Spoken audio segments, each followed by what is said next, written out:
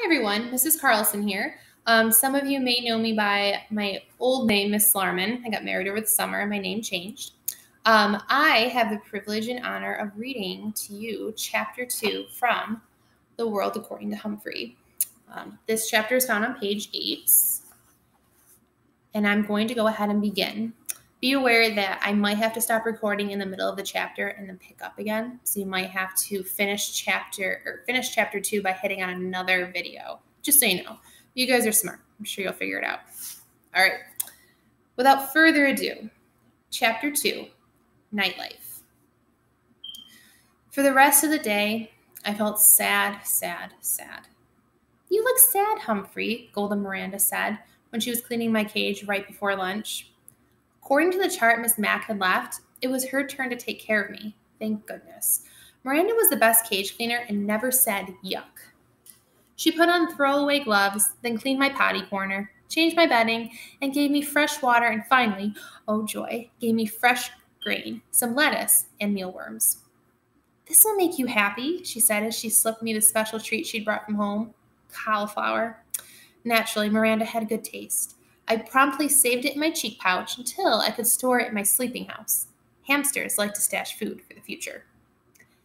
After my cage was taken care of, I felt well enough to observe Miss Brisbane more carefully. Now, Miss Mack was tall, wore bright blouses, short skirts, and high shoes.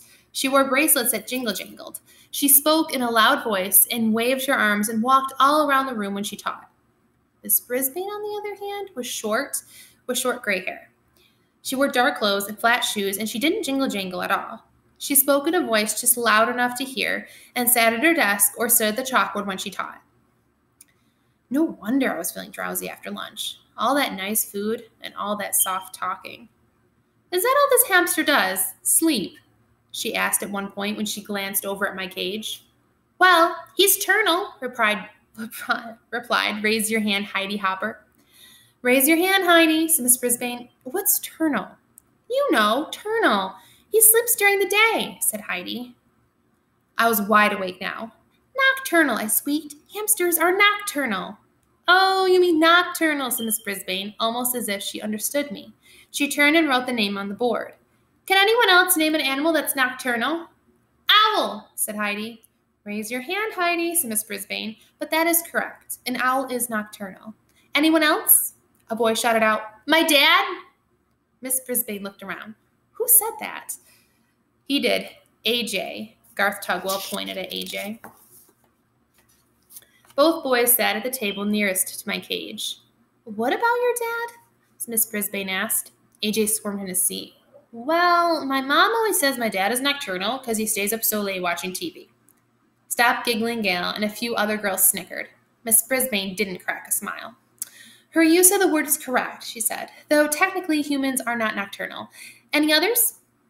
Eventually, the class came up with more names of nocturnal animals, like bats and coyotes and possums, and Miss Brisbane said that the class would be learning more about animal habits later in the year. If she'd just look at me, she could learn a lot, but I noticed for the rest of the day that Miss Brisbane stayed far away from my cage, as if I had a disease or something. She read a mighty fine story to us in the afternoon, though. In fact, I couldn't get back to my nap afterward. It was about a scary house and these scratching noises and a ghost. Thump, thump, thump. The ghost came down the hall. Oh, I had shivers and quivers. I have to say, Miss Brisbane knows how to read a story. Her voice changed and her eyes got wide, and I forgot about her gray hair and her dark suit. To speak the truth, my fur was on end. The story had a funny ending because it turned out the ghost wasn't a ghost at all. It was an owl. At the end of the story, everybody laughed, even Miss Brisbane. I was beginning to think that life with this new teacher wouldn't be so bad, but I changed my mind when the bell rang at the end of the day and all my classmates raced out of the room, leaving me alone with her. She erased a chalkboard and gathered up her papers. I could tell that we'd be going home soon. Suddenly, I began to worry. What if Miss Brisbane lived in a scary house with spooky noises and a thumping ghost? Even worse, what if Miss Brisbane had a scary pet like a dog? My mind was racing as fast as I was spinning my wheel when she finally approached and looked down at me, frowning. Well, you're on your own now, she said. With that, she closed the blinds and walked away. But I heard her mutter rodent under her breath. She left the classroom and closed the door. She left me alone, all alone in room 26. I had never, ever been alone before. As the room slowly grew darker and quieter, I thought back to the happy times in Miss Mack's apartment. There were always cheery lights on and music and telephone talking and, oh dear. During the day, I had never noticed how the clock on the wall ticked the seconds one by one very loudly. Tick, tick, tick. I was feeling sick. I wonder if there were any owls around room 26. Or ghosts. I tried to pass the time by writing in my notebook about Pedorama and my days in Miss Mack's apartment. Writing took my mind off my jittery nerves, but eventually my writing paw began to ache and I had to stop my scratchings. If only I could roam free, as I had at Miss Mack's apartment. Then I remembered the lock that doesn't lock. It only took a few seconds to jiggle that door open. I skittered across the table. Then, grasping the top of the table leg tightly, I closed my eyes and slid to the ground. Freedom. I dashed along the shiny floor. I darted between tables and chairs. I stopped to nibble on a peanut underneath Stop Giggling Gail's chair. It tasted delicious and made the coolest crunching sound. I chewed and chomped and gnawed and nibbled. And when I stopped, I heard the sound. Thump, thump, thump. Just like the story Miss Brisbane had read to us. Thump, thump, thump. Closer and closer down the hall, coming toward room 26. Then, rattle, scratch, thump, thump, thump. Suddenly, I longed for the protective comfort of my cage. I dropped what was left of the peanut and scampered back. But when I got to the table, I thought a terrible thought. I had slid down the smooth, shiny leg, straight down. But how was I going to climb up again? I flung myself against the table leg, grabbed on, and pushed up. But I had only made a little progress when I began to slide down. I was right back where I'd started. The rattling got louder. The sounds weren't coming toward room 26 anymore. They were coming in room 26. Just then, I noticed a long cord running down the blinds. Without hesitation, I leaped up and grabbed the cord and began swimming back and forth. My stomach churned, and I wished I'd never touched that peanut. But with each swing, I got a little higher off the ground. As soon as I saw the edge of the table, I closed my eyes and dived for it. Whoosh! I slid along the table and scampered onto the cage. As I pulled the door behind me, I was suddenly blinded by light. The something had turned on the lights and was clomping across the floor. It was huge and heavy and coming right toward me. Just then, my eyes adjusted to the light, and I saw the thing. It was a man. Well, who do we have here? A new student, a voice boomed. The man was smiling down at me. My, that was a lovely piece of fur across his upper lip, a nice black mustache.